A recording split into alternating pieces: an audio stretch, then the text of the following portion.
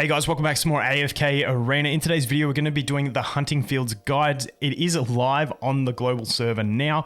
So this, unfortunately, I got a group with inactive players, so we haven't been able to get to the last boss. Once we do get to the last boss, I will do another video covering that. But this one, I just want to go through the basics and some things to avoid in the Hunting Fields. So let's get into it.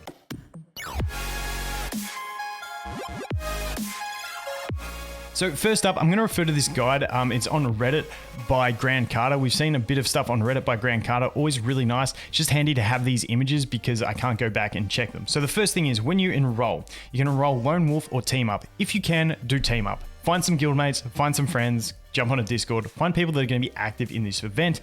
If you're not going to be active in the event, please do everyone a favor and only try and go as a supporter. So you can enroll as a supporter. And when we look here, supporters pretty much get 98% of the rewards.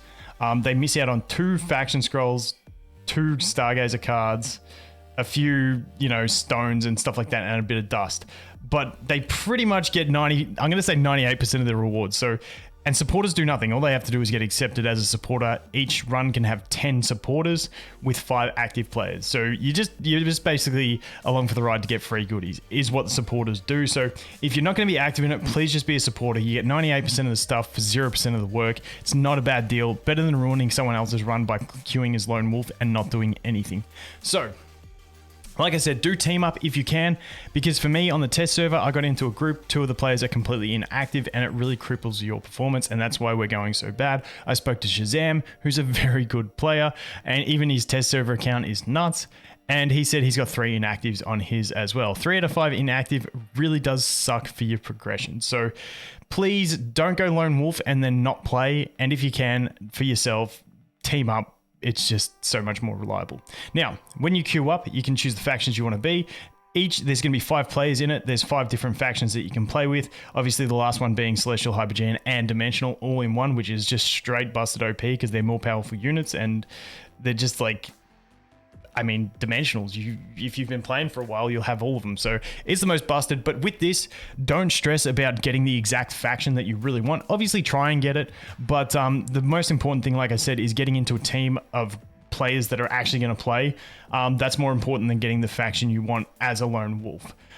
Moving on from that, down here, we do have stamina. So what I'm going to go ahead and show you is we'll jump over into the game and have a quick look over here. So you start off with your 48 stamina for each character that you deploy. You can deploy 10 characters and that is it. You don't unlock more slots as you go. You got your 10 and that's it. So when we go through here, you start with like a little island here. You can see that's my one there.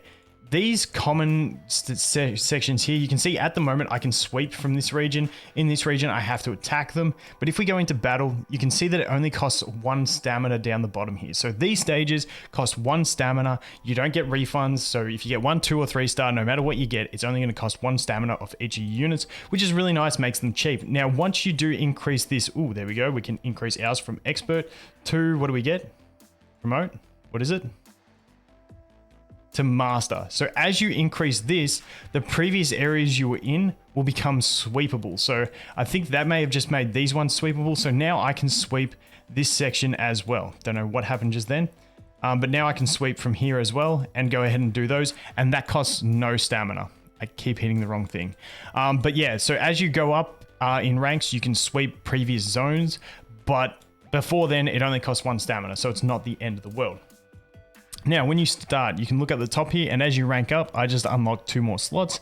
These are encampments that you can get. So these are like these ones. You can go ahead and view them. You've got tier 1, tier 2, tier 3, tier 4. Very similar to the way Abyssal Expedition works. Now, you want to fill out as many as you can. You want to get your, I think you start with 6 that you can get. You want to do those 6. Now, those 6 are very similar to Abyssal Expedition in that when you go ahead and attack them, they do cost your 12 stamina. And for each star you get 2 stamina back. So make sure you're trying to 3-star these. Do it in less than 30 seconds, I think it is. And don't let anyone die. That's pretty much all it is. Get 3-star, get more stamina back. Now, the other enemies that we do have are going to be these roaming bosses. Now, these roaming bosses, don't rush into them and attack them. Wait till you upgrade a bit.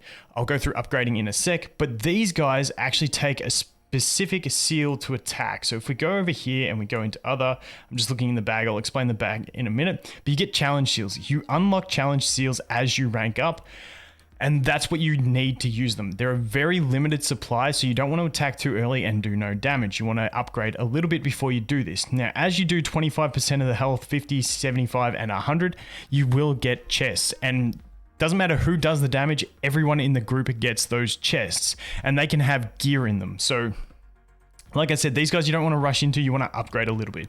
Now we'll take a look at actually upgrading. So if I go over here to my heroes, you can see we've got upgrades here. Now, something that you could get tripped up on. If we go over here and I try and find someone, maybe you, can I get you? No. So there's a trick that you can actually get into where you can save some of your seals. So basically the main currency that you're going to get is this currency here, which is called Hunter's Marks. So these Hunter's Marks is what you generate from having the encampments. Very much like Essence in Abyssal Expedition. And each piece of gear is going to be basically like a relic. Now, with these pieces of gear, the problem is if I go over here to you, Ezio, I think you might be able to get one. Okay, so I set it up for an example. So if we go over to here to Ezio, we need purple. If I go get, I can request it off a teammate, and if they have it, they can give it to me. Like I said, my group's inactive. They don't really give me that much stuff. But if you go exchange, you can then fuse it. And as you can see, this is going to cost me 600 to get this book. However, if I go back through this method, and it shows me that I have one of the blue ones already, then I hit get, I can actually go down here and exchange for the blue ones. And you'll see, because I already have one of the blue one, I only need 2 more. And that's only going to cost me 400 as opposed to the 600. So it's not like Abyssal Expedition relics where if you need that relic, it uses all the food that you have and then just puts the essence on top. In this one, if you go through this method here, if we go through get and we just go exchange for the purple one, it's going to give you straight that purple one, but not use your blue ones. So what you want to do is if you do have a blue one, you go exchange down here and it's only going to make you exchange those 2. So like for instance, I can do this, exchange that, got that, and now I can straight combine and I get it. So it cost me 400 instead of 600, and I used my fodder instead. So just watch out for that as you upgrade gear, because it took me a couple minutes to actually figure that out. So as we look at these characters, we can upgrade them, and to ascend them, basically you just have to have these 3 pieces of gear filled. They're going to obviously give you stats and that nice stuff. You're going to get stats when you ascend as well. This exclusive equipment, these get dropped from those chests that those roaming bosses have. Now, if you get one that is for faction that's not your faction, put it into the shared bag, let your allies take it, they can request it, and you can give it to them. So don't really stress about it. As you can see over here, I did get one for Queen and I did get one for Joker as well, just from chest drops. So I went ahead and equipped that one. I did also get like an Antandra one, which I sent off to the teammate that was using Maulers. So you can get those from that. But the gear, obviously you can craft it or you can get it from drops. But once you do hit the 3 pieces of gear required, then you can ascend. Now ascension is also locked to your tier here. So before we just ranked up to master, I couldn't actually go any further with my Lucretia. But because we did just rank up to master, I can actually ascend my Lucretia again. Now after this, even if I did have her 3 pieces of mythic gear here, I wouldn't be able to ascend her until we went up another rank. So that is the basic way that functions for upgrading. Now the last thing I really want to look at is going to be the bag. Now with the bag, you can trade your hunter marks to other allies to let them upgrade their stuff. If you want, you can just go gift like this, and you can move it and you can basically give it to different people and all that sort of stuff. So you can do that. You can have gear. If we go over here, this is mine we're in. I've obviously got challenge seals because we just ranked up. That can be equipped to Ezio. This I can't equip to any of my units. So I can go ahead and move that to anyone that might need it if anyone wants it, or I can just go ahead and move it to that shared bag. And in that shared bag, you can take stuff out of it. So anything that you don't need, go through. You can just see here simply, I don't need that one either. I'll put that in the shared bag. Not too stressed about it. This one here, we can move that over into the shared bag. Don't really need it. And then same with all these ones that I don't actually need. Like I said, if a hero needs it that you have, it will actually show it there. And then you can look in the shared bag and those are the things you can get from it. So that is pretty much the basics to it.